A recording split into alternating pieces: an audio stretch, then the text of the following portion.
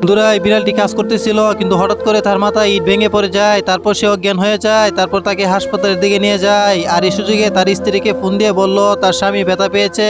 পর সেই স্ত্রী দুটা বাচ্চাকে নিয়ে ছুটিয়ে চলে আসে হাসপাতালে। সে দেখে তার স্বামী অজ্ঞান হয়ে আইসিইউর মধ্যে ভর্তি আছে। আর এটা দেখে সে ভীষণ কান্না করে।